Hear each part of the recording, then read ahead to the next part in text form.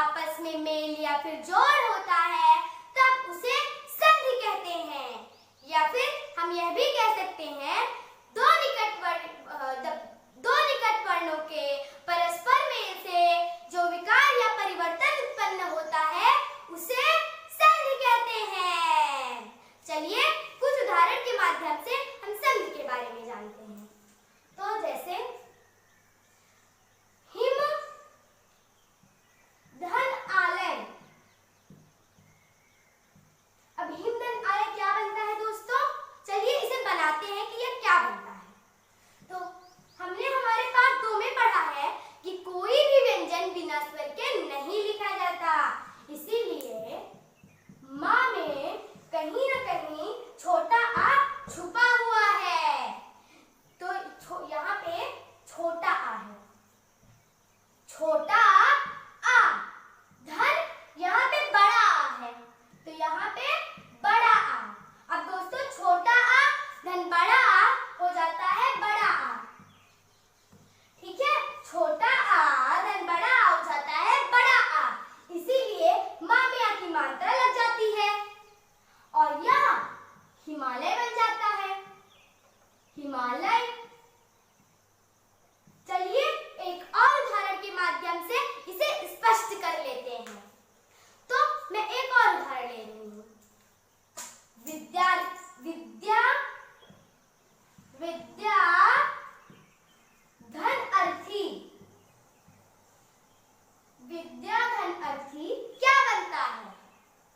तो यहाँ पे है बड़ा आ, या धन यहाँ पे है छोटा आ, तो ये हो जाता है इन दोनों का मेल बड़ा आ।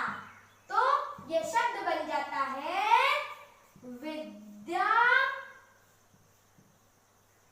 विद्यार्थी। क्या बन जाता है? विद्यार्थी।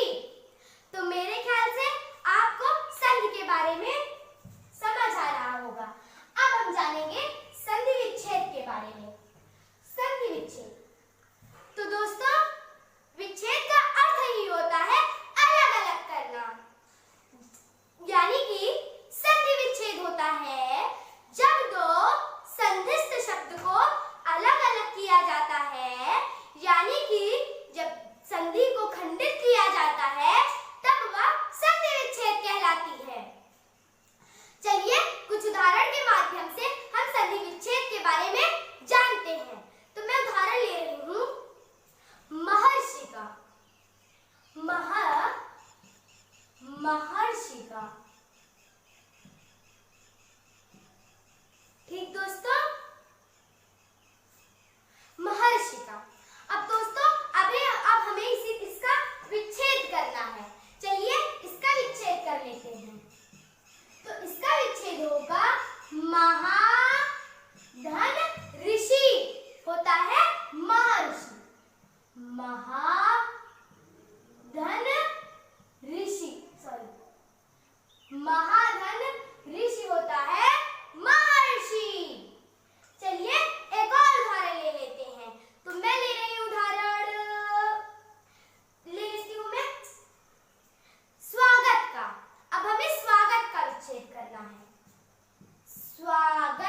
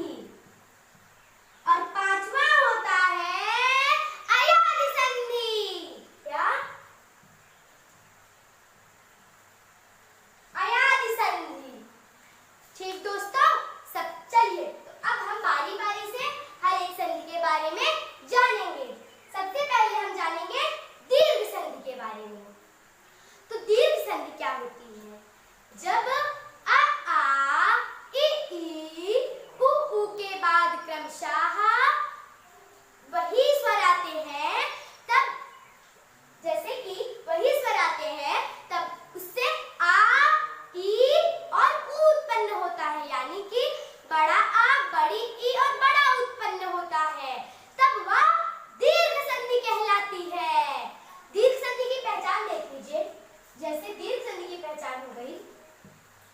छोटा आ धन छोटा आ बराबर बड़ा आ। अब छोटा आ धन बड़ा आ बराबर बड़ा आ। बड़ा आ धन बड़ा आ बराबर बड़ा। यानी कि किसी भी परिस्थिति में उत्तर बड़ा आ ही आना है। और ई की पहचान देख लीजिए दीर्घ संधि में ही। ई की पहचान हो गई जैसे छोटी ई धन छोटी ई बराबर बड़ी ई। छोटी ई धन बड़ी ई बराबर बड़ी ई।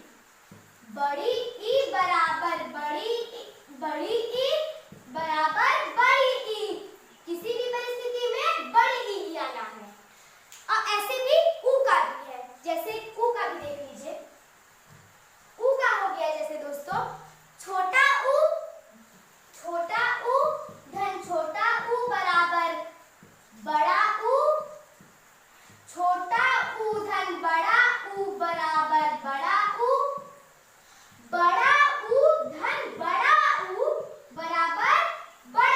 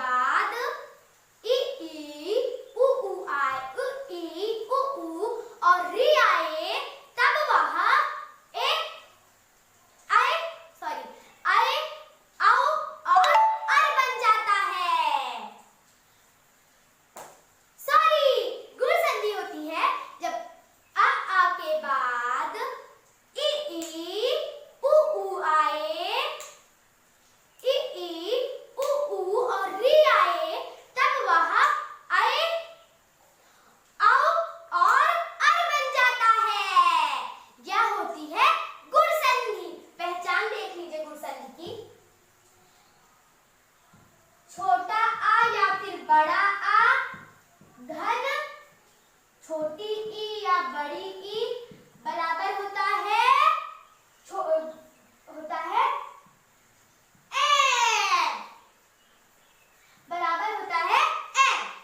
अब देख लीजिए यहाँ छोटा आ या फिर बड़ा आ बराबर धन होता है उ के उ या फिर बड़े उ के, तो वह हो जाता है अ हो जाता है वो। ठीक दोस्तों, और अब बचा री। तो री की पहचान ऐसे होती है छोटा आ या फिर बड़ा आ धन री। धन री हो जाता है अर हो जाता है। ठीक दोस्तों, तो यह है गुण संधि की पहचान। चलिए अब हम इन्हीं पहचानों के द्वारा कुछ उदाहरण भी जान लेते हैं। जैसे कि मैं उदाहरण ले लेती हूँ गुण संधि का। नर धन इंद्र। अब नर धन इंद्र क्या बनता है? यहाँ पे है आ, यहाँ पे है ई। तो मैंने आपको बताया था अ धन ई, क्योंकि रा में आ छुपा है तो अ धन ई होता है ए। तब यह बन जाएगा नरेंद्र। क्या बन जाएगा? नरेंद्र। ठीक दोस्तों, चलिए अब हम इसी प्रकार और भी कुछ उदाहरण देख लेते हैं। जैसे कि मैं और उदाहरण ले लेती हूँ पर धन उपकार। पर धन उपकार। अब दोस्तों ये क्या बन रहा है? तो आप देख सकते हैं रा में छोटा आ छुपा हुआ है, धन यहाँ पे उ है। मैंने आपको पहचान में बताया था दोस्तों कि छोटा आ धन उ बराबर होता है ओ के। तो ये बन गया परोपकार। क्या? परोपकार।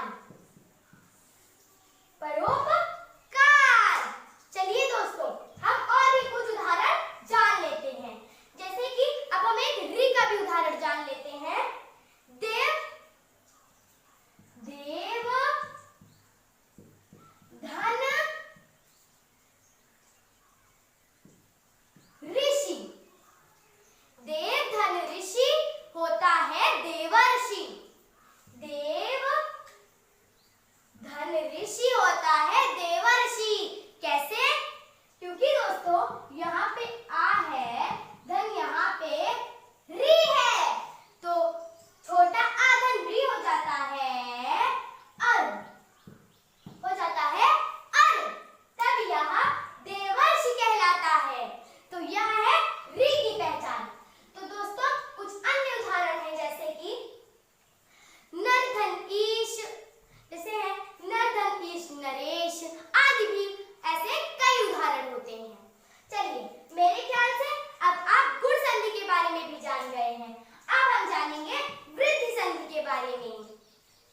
तो जब अ आ के बाद ए आए ओ आओ आए तो वह आए और अ हो जाता है, तब वह वृद्धि संधि कहलाती है।